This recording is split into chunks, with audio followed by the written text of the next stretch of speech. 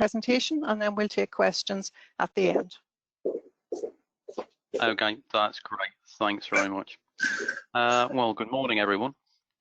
And yeah, that's a wide range of organisations, and yes, the common element obviously being risk assessment for what needs to be done to make sure that volunteers are going to be safe when they go back into workplaces and the like.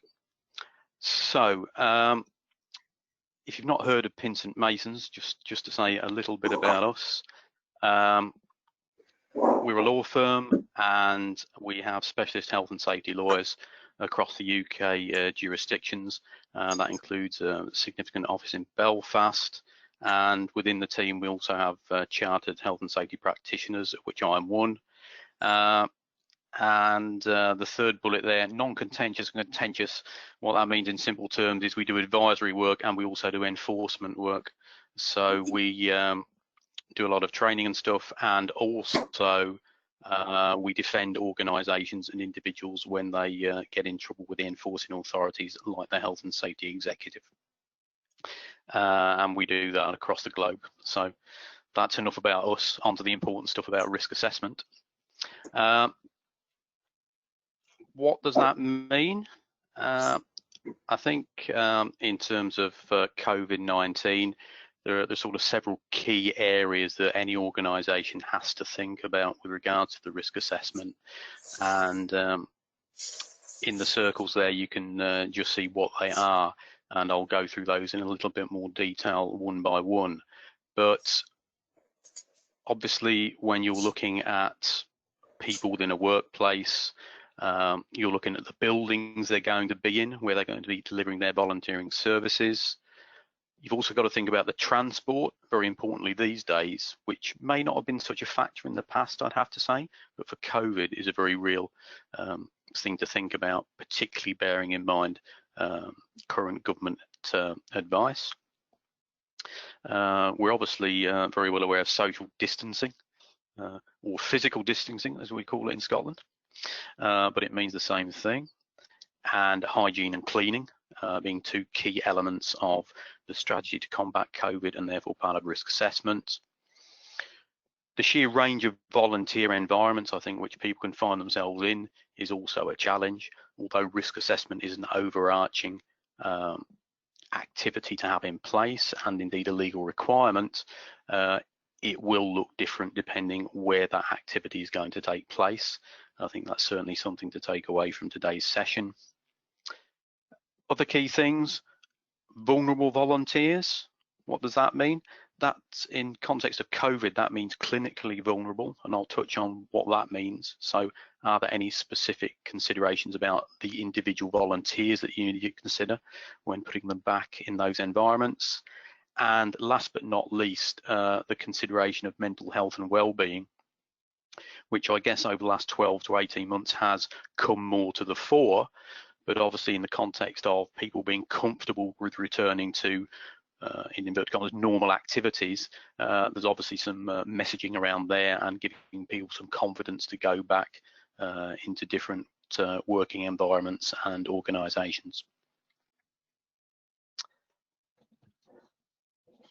So what does that mean in terms of the law?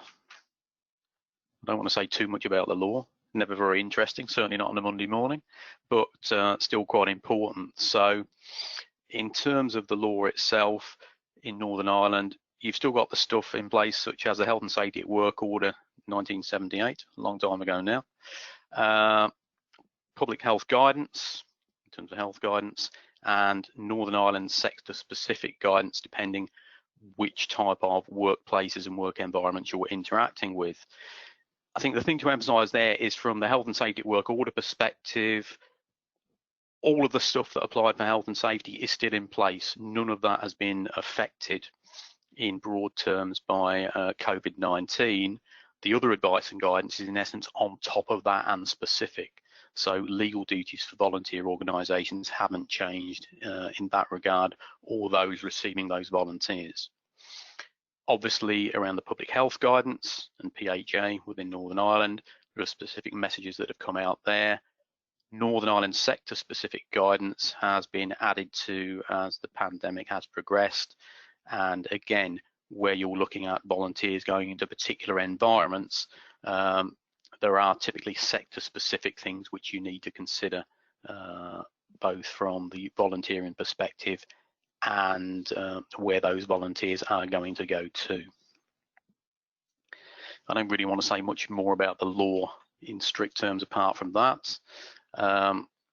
In terms of the risk assessment process itself, that is, of course, as you'll probably be aware, a legal requirement.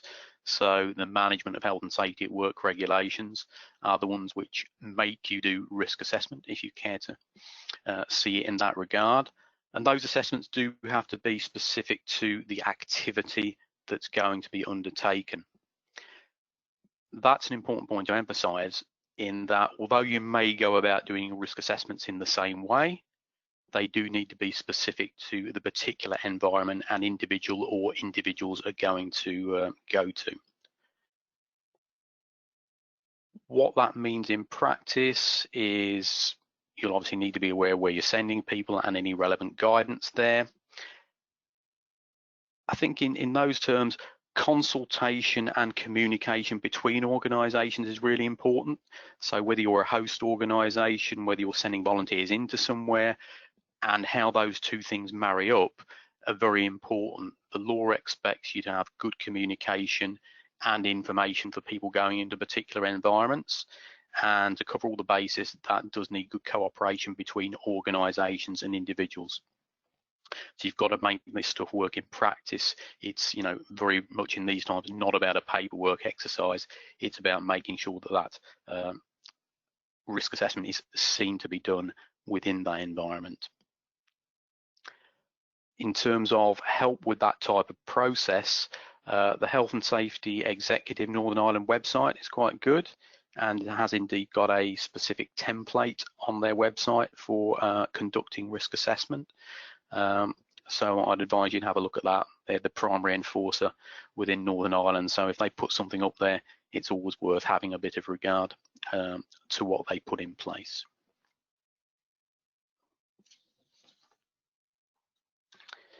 So when we're looking a bit more at the risk assessment process, obviously within the context of COVID, we're looking there at limiting the risk of individuals, and the messaging obviously from a community basis has been, if you can do stuff from home, then do stuff from home, and that's no different for the working environment. So even though you may be having volunteers coming into organisations to do, you know, activities, have you thought about how they could do some of those activities remotely if possible, thereby limiting the risk to all concerned? That would be a starting point for risk assessment these days, very much. The second point, which I touched on earlier, are any of your volunteers likely to be classed as vulnerable or extremely vulnerable from a clinical perspective? Public health guidance has lists of what that means in practice, but we're looking at there in broad terms, in terms of extremely clinically vulnerable people, that would include people that have either received a letter from their GP or verbal confirmation from their GP that they're in that category, or they're on a list of defined existing conditions. The vulnerable side is obviously a category slightly less than extremely vulnerable, and again, it has a list of conditions that would lead someone to be placed in that category. I think the word of warning around the vulnerable category is there are quite a lot I would call common things in there. So asthma is covered within vulnerability. COPD, chronic obstructive pulmonary disorders, and things like diabetes. So it's important that you understand if anyone coming in to a volunteering capacity has or does fall into those categories. If in broad terms, if they fall into extremely vulnerable, you would not want those individuals at the current time to be going back into volunteering activities. That's current public health guidance. If you're going to have vulnerable individuals, you would need to do a particular risk assessment for them and the activities they're going to undertake. And it's emphasised that social distancing is very important to maintain. So it's not saying you can't use people within those categories, but you've just got to be careful about what they're going to be doing and how they're going to be doing it. Other things to think about within the process is volunteers exhibiting symptoms of COVID-19. If that does happen, what are the arrangements going to be? How's that going to be dealt with? That speaks for itself. Social distancing measures are obviously very important and one of the primary measures of tackling COVID-19. I think one thing to mention there is keep an eye on changing circumstances and what's happening around social distancing. I'd have to say one of the challenges that we face as a business in the last few months is actually keeping up to date with different jurisdictions and what their requirements are in this regard. Even the 4 UK jurisdictions can't seem to keep on the same sheet, so it can be a bit challenging. But social distancing is a key measure. Obviously at the moment that's 2 metre social distancing for most things, although that is currently under review in quite a lot of jurisdictions. And obviously some jurisdictions are a bit further ahead than others. And obviously in Northern Ireland, I believe in educational circumstances when the schools are back, it's 1 metre social distancing, as I understand it at the moment. It's different in Scotland, in England, it's different within the workplace, and in Scotland there are some differences to do with which particular sector you're in for social distancing. So social distancing very important, and it's important to keep touch with the current guidance for the particular work circumstances which your volunteers may be exposed to. Obviously cleaning arrangements are very important, so what's going to be done about that? Are you going to uprate those? How many times a day are you going to clean particular areas? Obviously things where there's regular contact or potential for, you know, door handles, contact surfaces, what procedures you're going to have in place there. Again, there's not vast amounts of guidance about what's acceptable there. That's very much for an organisational perspective to determine what cleaning regimes they want to have. Likewise with hand washing, provision of sanitizer, a lot of that's about education of people coming back into a particular environment. So again, you know, regular noticing and messaging and having clear policies, and for people going into different working environments, it's going to be understanding what those particular environments require, and that may be different depending on different sectors and different organisations. Outside of social distancing, quite a lot of those things are left to an organisation to decide. So it's not always going to be the case that even though you've got a particular activity, an organisation may take exactly the same approach in terms of what they require in the workplace. Also things like welfare facilities to consider. So in that regard, that may be, you know, canteens, rest areas, and, you know, thinking of staggering times of availability to those in general terms, and also provision of toilet facilities, how that's going to be managed. And again, you know, notices, hand washing, how you're going to do that from a social distancing regard are all challenges to think about within the workplace, and indeed cleaning arrangements for toilets as you go through the working day. In terms of transport, you know, how are people going to get to where they need to be? You know, typically people may have used a lot of public transport in the past. In general terms, there's a call to not use public transport unless you have to at this current moment. So got to factor that into considerations. You may have you know, more people using private cars because they're more in their control than they would have done in the past. You may have a greater provision for taxi services. Taxi is a public service vehicle, although it's not quite the same as public transport, so have similar requirements. So, how people are going to get to their place, are they going to cycle? They could walk. All of those things need to be factored in to your risk assessment guidance. The slightly thorny topic of face coverings, again, is one which has been approached differently depending on where you are. In England, for example, face coverings are mandatory on public transport.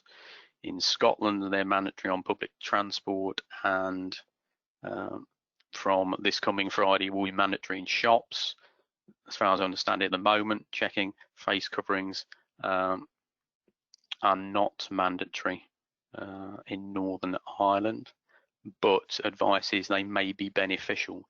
So again, you may be having people wanting to wear face coverings within the workplace.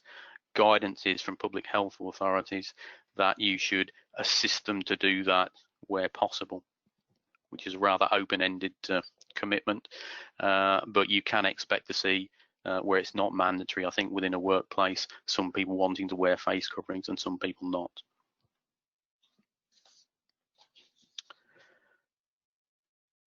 One thing that shouldn't be forgotten is the buildings aspect, either whatever type of organisation you're involved with or running. And these may not always be strictly COVID-19 measures.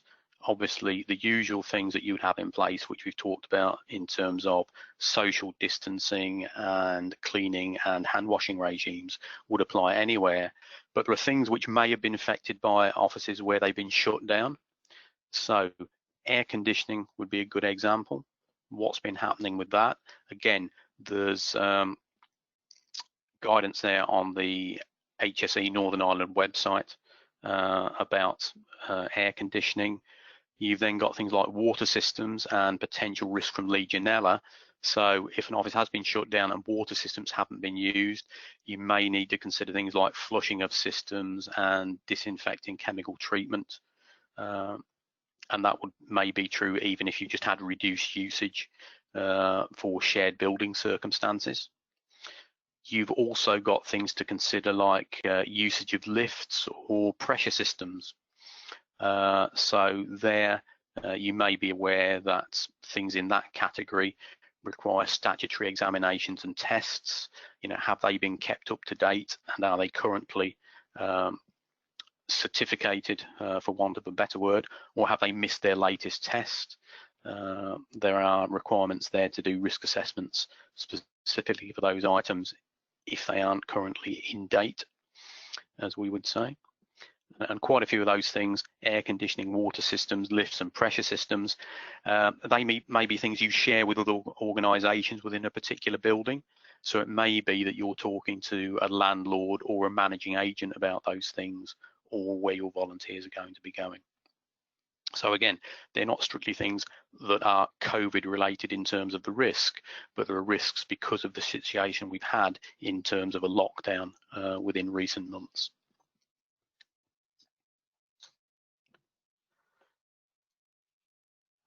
Mental health and well-being.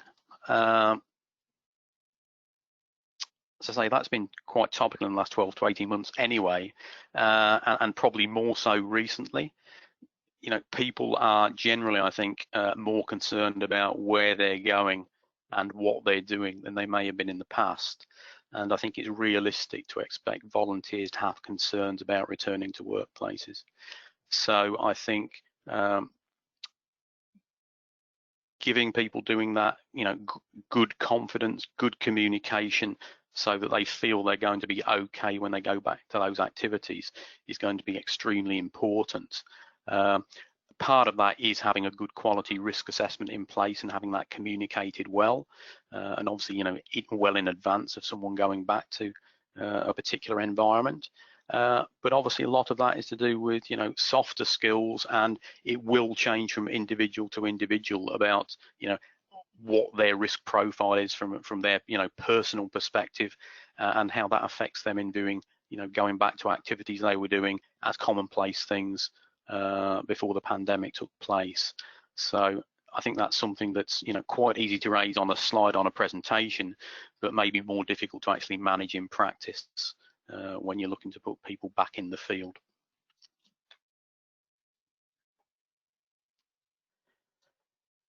In terms of general areas and where you can think about getting help on some of this stuff, I've mentioned already the Health and Safety Executive Northern Ireland website. It's a good website. It's all, they're the prime regulators for health and safety. Always worth looking at what they've got, dipping in and out of the website. As a business, we do it on a regular basis. Northern Ireland Business Info tends to have the up-to-date sector-specific guidance in. You can download most of those documents and check on anything, for the particular volunteer environments that you may be interacting with.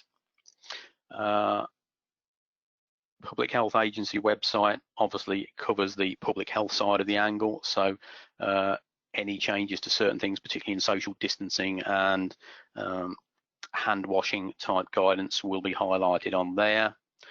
All of those things tend to link into the NI Executive Recovery Plan, which I'm sure you'll be well aware of. That's obviously accessible online.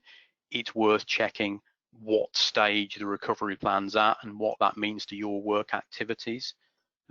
Most plans in different jurisdictions got different phases, and that means different things can be done at different times. So it's just making sure that you're in the right phase for the type of volunteering activity that you may be going to do. And the last bullet, it's quite a challenge to keep up with all of this stuff. It's okay for me and the team I work with at Pinson's, because that's our day job, so to speak, and we take some time out to monitor all of those things that are changing. When you're dealing with a workplace environment, coordinating volunteering activities, you've got a big day job to do aside from doing the health and safety stuff. It is a task to keep up to speed with this. I would just say, every now and then, just keep checking these areas. We probably noticed more so on the HSE Great Britain website, but guidance gets sneaked out maybe on a Sunday evening sometimes, and on the Monday you're meant to comply with this stuff, and it is difficult. Good old Boris Johnson did that with the face covering stuff on public transport, and that was quite challenging, having advised clients on a Friday, new laws on the Sunday, enacted on the Monday. And keeping up with that sort of stuff when you may have prepared someone to go back to a particular workplace, and then that changes what you have to do. So keep an eye on what's happening is a very important part of the risk assessment process as well, and that means updating risk assessments. They're not a one-off activity, and getting feedback from people that are carrying out the activities as well. What have you learned? Was the risk assessment good? Is there anything we've been missing? One thing that all the enforcement agencies and governments have been very clear on is good communication and cooperation with workers, volunteers, whoever's affected by the process. So I think there's certainly more emphasis on those areas than there may have been in the past for general risk assessment activities. That's pretty much the key stuff that I wanted to cover. I wanted to give plenty of time for any questions that people may have, hopefully ones I can answer. So that's the end of the slides. Okay, thanks very much, John. I think you've hit the nail on the head there in terms of things changing all the time. One of the challenges is, as you say, things can go out on a Sunday night. For us, there's what we notice is announcements are made, but they're maybe not taking effect, for another week or so. So you're trying to remember, one day it's not required, but the next day it is. So, for example, you'd mentioned about the face coverings, and some of the participants, and funny, I'd read it this morning too. They've helpfully shared that from Friday the 10th of July, face coverings will be required on public transport. So as I say, not today, but on Friday. So it's things like that are really, really hard to keep on top of. And I was very struck by what you said. Go Sorry, ahead. I'll just come in on that face coverings bit. I think part of that is not just about knowing that it's going to happen. It's what you do in practice. All of a sudden, people need face coverings. Where are you going to get them from? What standard are they meant to be? Is it actually law, or is it just we want it to be mandatory?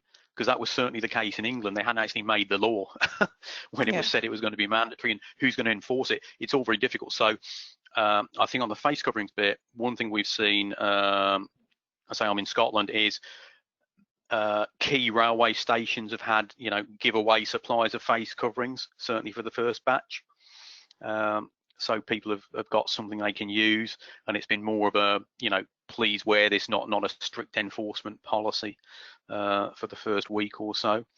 But yeah, that the challenges around those things, as you say, are I was very struck by what you said about risk assessment not being a one-off activity, and the idea of actually involving the volunteers in the actual decision making and the testing out. Like, for example, I'm aware of a restaurant last week. The day before they open, restaurants were opening in Northern Ireland here on Friday. So the day before they did dummy runs, they did pilots, they tested, they got friends and family in, and they tried everything out. Because really, until you start something, you really just don't know there's something you haven't thought of, So I thought that was really really useful.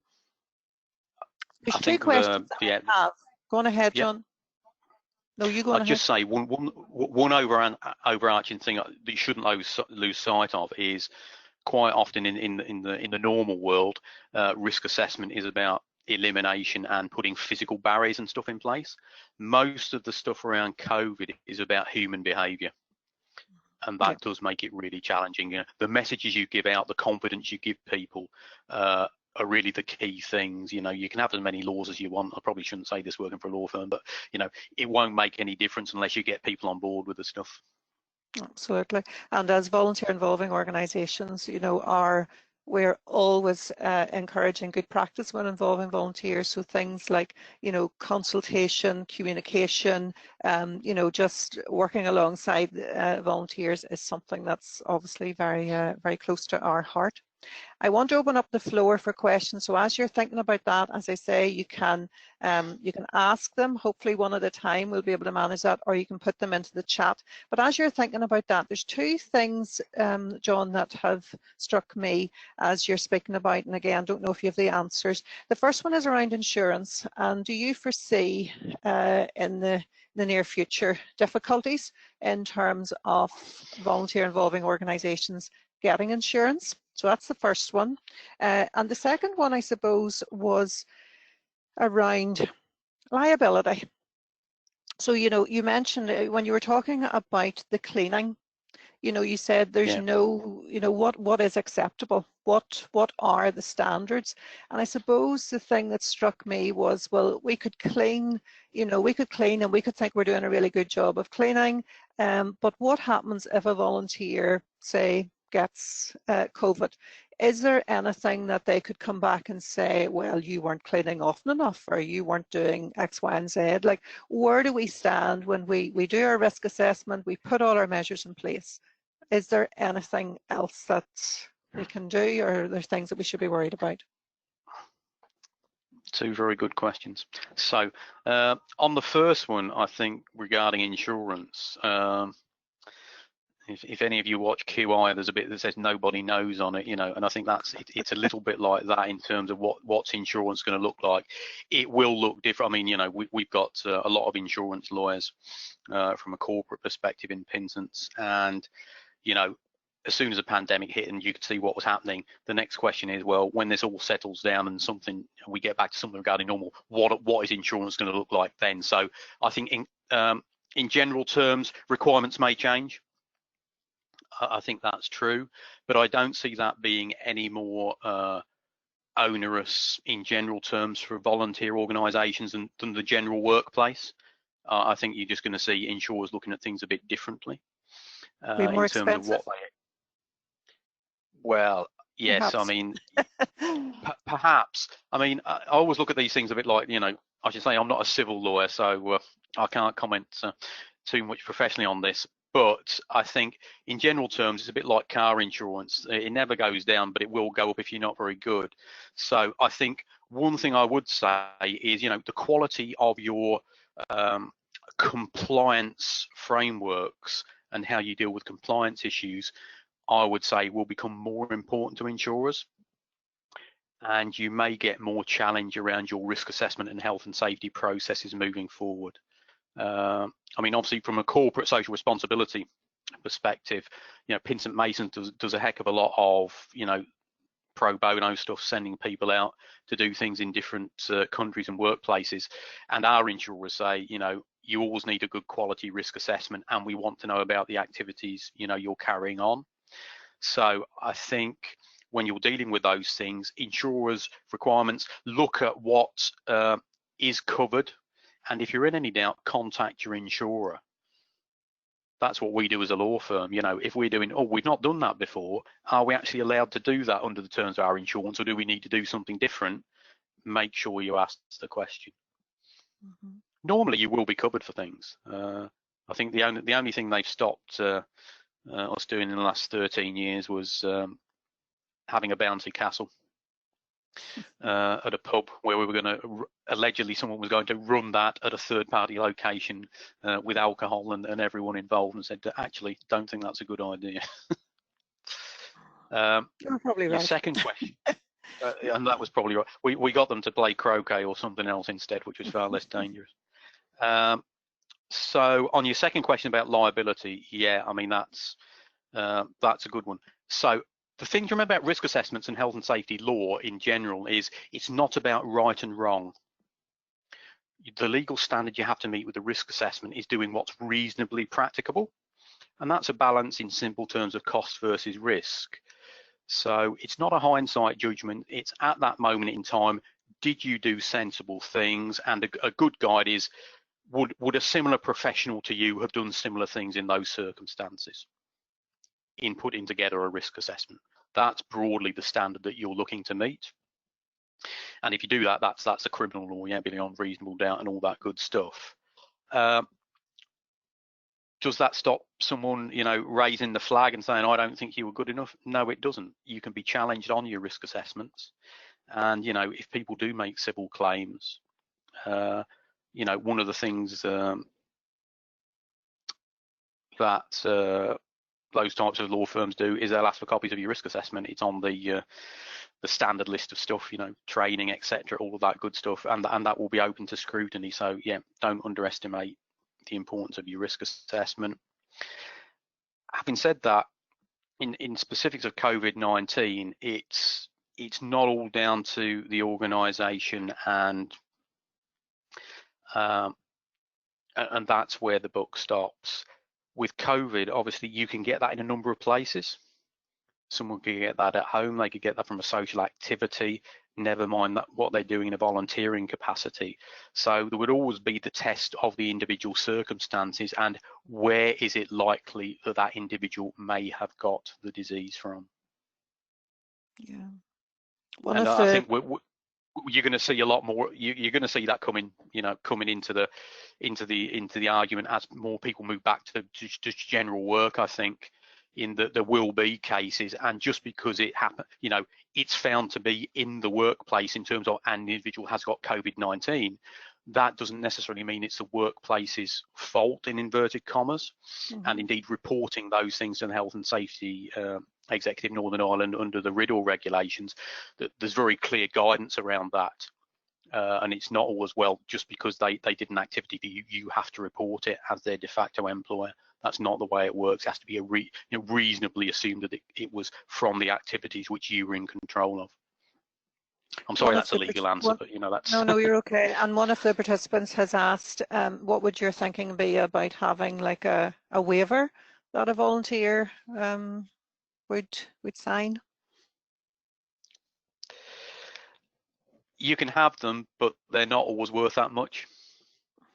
I've got to be honest. They don't get you out of any criminal responsibility, which health and safety law is, and they're of limited use, I would have to say, in all regards. As an organisation, you are still in effect putting people at risk by Yeah. by them undertaking activities, and that's the way it works. I think the practical way of looking at those things is making sure that the communication of your risk assessments and opportunities to raise concerns before going back to volunteering activities, that you've got all of those things in place where you can evidence that you've done all of the right stuff, is the way to go. And clearly, I once you've suppose. done that, Yeah. if individuals then choose when they're volunteering to go outside of those, and do something, off their own bat, so to speak, then that, that's beyond your control. Yeah, and one of the participants is asking what is the best way to handle a dispute that arises from a risk assessment? If you're, it depends on where the dispute occurs, I suppose. If it's to do with, I guess, an individual that's not happy that the risk assessment is comprehensive enough before they're, going back to a particular activity, then really it's a matter of sitting down and discussing them what extra, precautions, they're looking for, or what extra comfort they're looking for before they go back to that activity, and sorting it out there. That's the way to deal with it in terms if it's a proactive thing.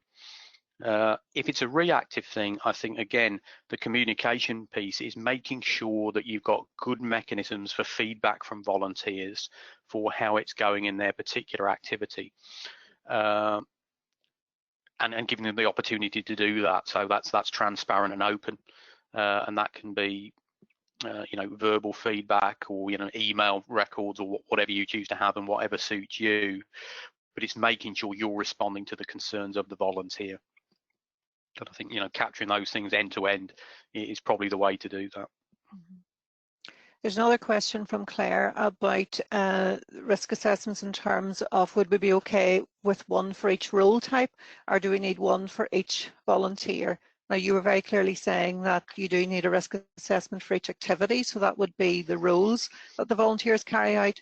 And then I suppose what I was hearing and thinking is that there will be volunteers who may be vulnerable, and therefore you probably would need to do another risk assessment with those volunteers.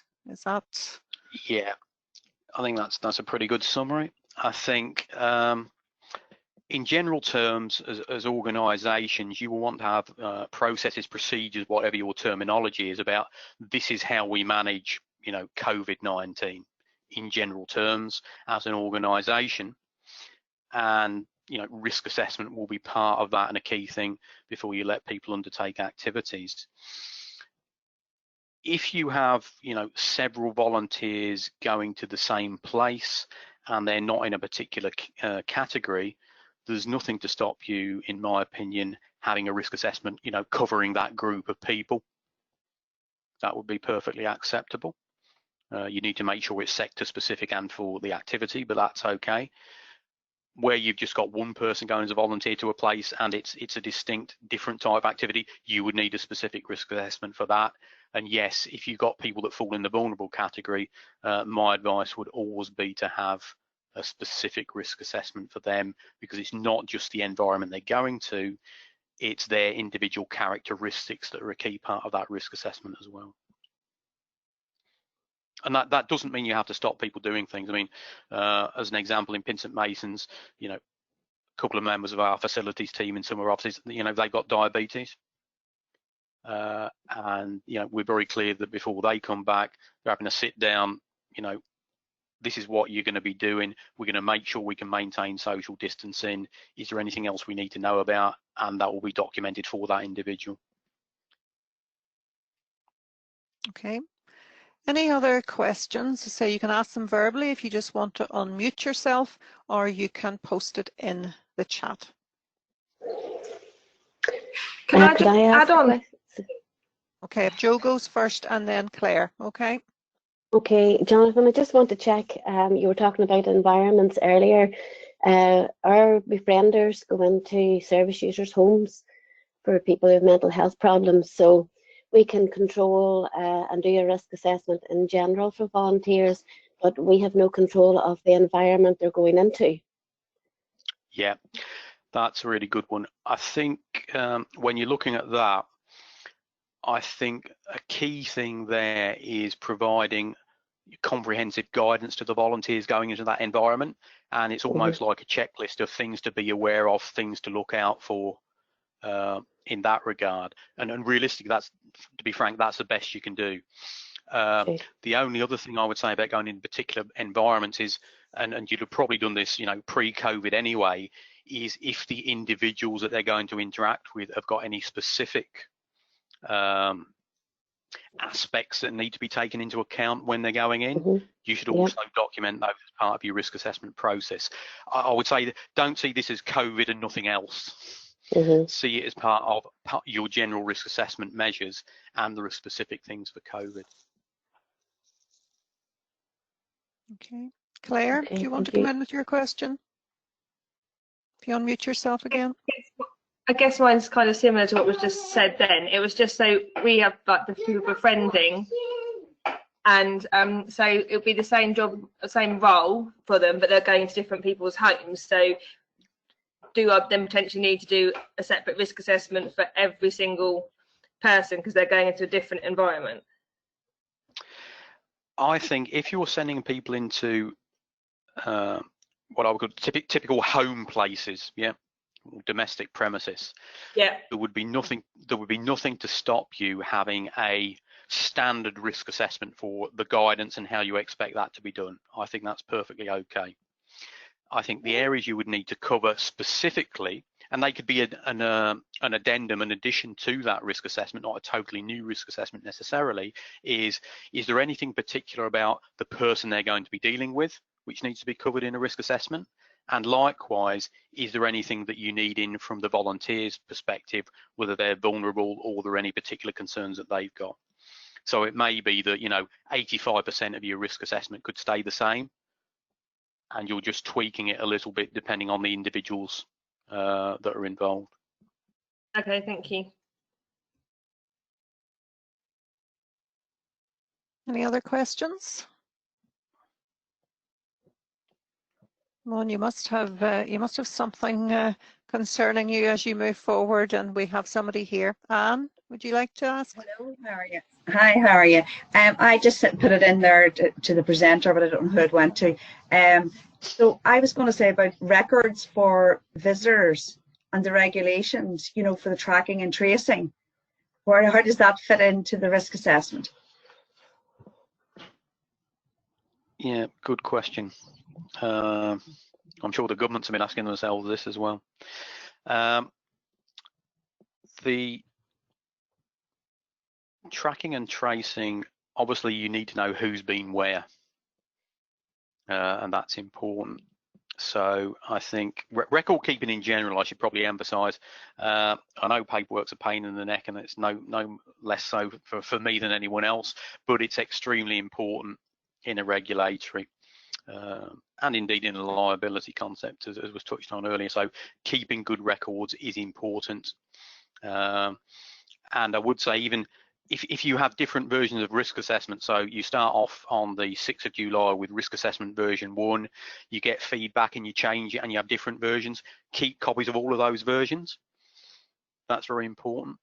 So you can show how things have changed over time. And again, when you're training people and briefing things out, keep records of that as well, so you can demonstrate that. Test and trace, test and protect, whichever jurisdiction you're in. You need to know where people have been. I think as an organisation, that's an important thing. So where have individuals been and what have they been exposed to? Likewise with where they're going to, if it's not a domestic setting, there will or probably should be records kept by a host organisation as well of people they've been exposed to. Obviously, depending on the mechanisms and how things work and how you're notified of things, it may be the case that you know, you get notified that one of your volunteers could have COVID-19, and then you would obviously need to contact places where they've been and or get in touch with the public health agency, depending what the local arrangements are for doing that. Again, I think with the testing and tracing stuff, I I think it's fair to say a lot of that's in its infancy at the moment in terms of how that stuff's working. And again, keep up to speed with that in terms of any guidance that you need to do. That's probably going to be important moving forwards. Okay, Ellis is asking, they work with volunteering teams who would normally live together in in shared homes. Is this?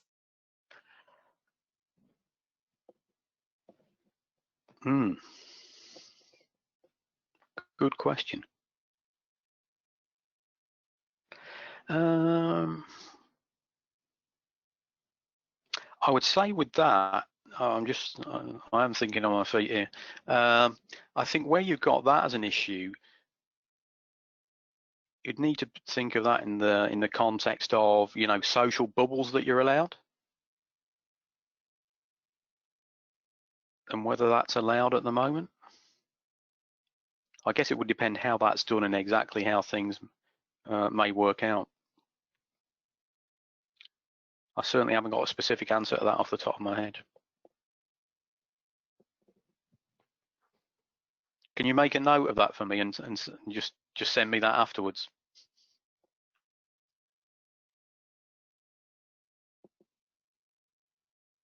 Hello?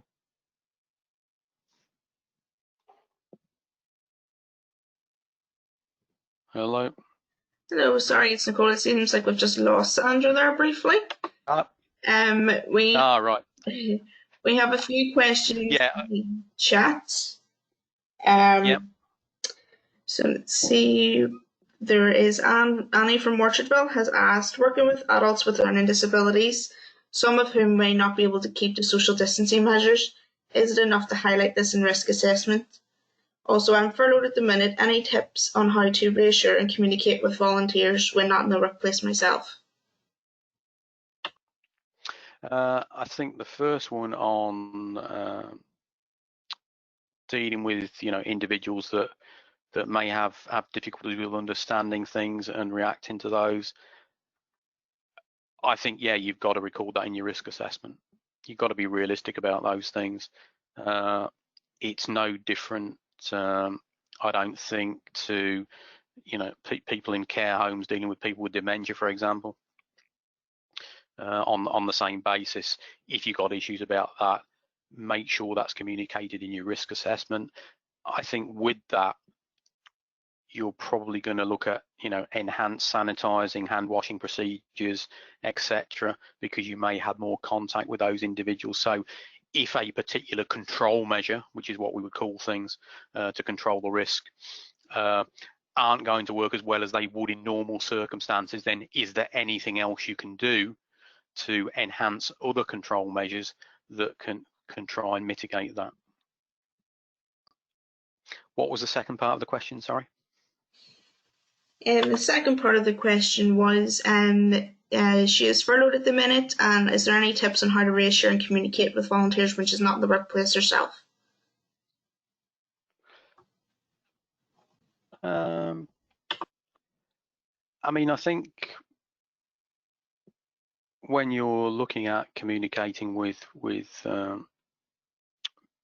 broad organisations and a number of people, two ways that we've probably seen of doing that is electronic guidance. So very simple, almost like PowerPoint things, but in like a booklet form where you can put those together, maybe 4 or 5 slides about, you know, these are the things that are going to be coming back into our workplaces as we go back to volunteering activities, that you can send out in advance of anyone doing that to wide groups of people. I think on return to particular workplaces, something we've seen is people doing sort of 3 to 5 minute video clips of what the workplace now looks like, and just having, you know, someone trotting around the office. You know, these are what the signs look like. This is where you stand for your 2 meter, you stand on your feet for your 2 meter distancing, etc. This is where the sanitizer points are. You know, you can only fit 1 or 2 people in a lift, depending what it is. That's something that we've certainly done internally and seen done in different industries. And you know, I think a picture is quite useful to people so they can actually see things. If you can get those, so whether that's you sending volunteers into organisations or receiving them, that's always good stuff, making it visual as much as you can. Okay, that's great. Is there any other questions from anybody at the minute?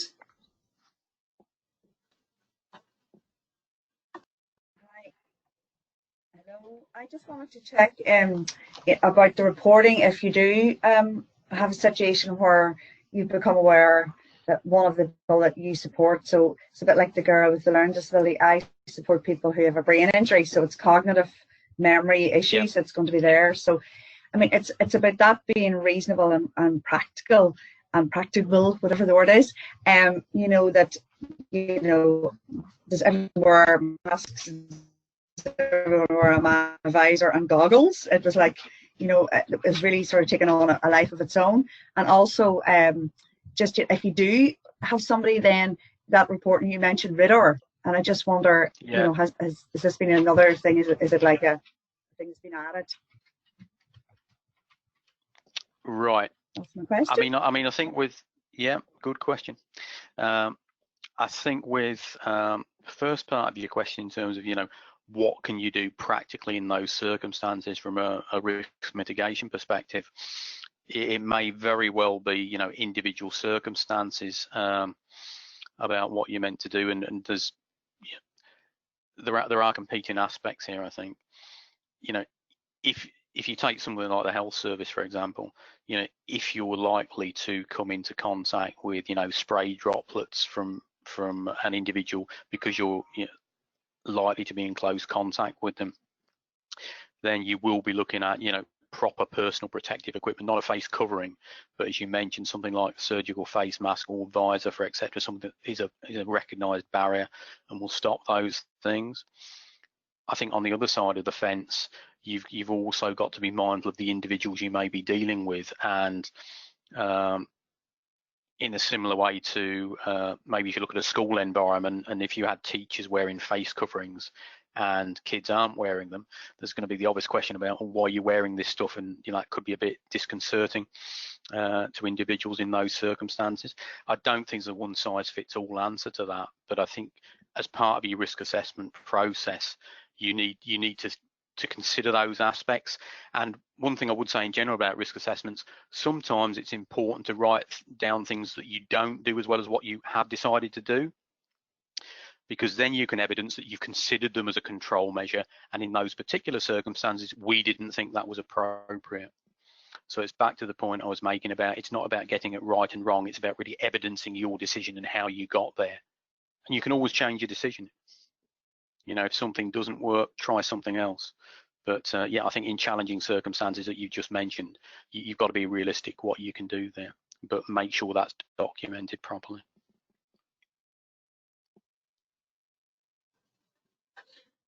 Okay, is there any other questions for Jonathan? Sorry, Jonathan, I gave him two questions there, and the other question was the Reassure question. Oh, sorry. Oh, yeah, convenient forgotten that, hadn't I? Yeah, the Reassure question. What a question. So yes, COVID-19 is reportable under Reassure because it's an occupational disease, or can be. What it doesn't mean is that as soon as you find someone that's related to your organisation has got COVID-19, that automatically makes it reportable by you to the Health and Safety Executive Northern Ireland. Each circumstance needs to be judged on its merits. So, and it's about, is it reasonable that that individual was exposed to and got COVID-19 from the circumstances relating to your organisation?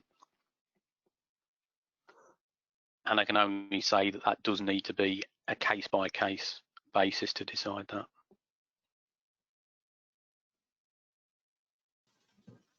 Okay, that's great. Is there any other questions for Jonathan before we finish up? No, we have a chat. No, is that us then?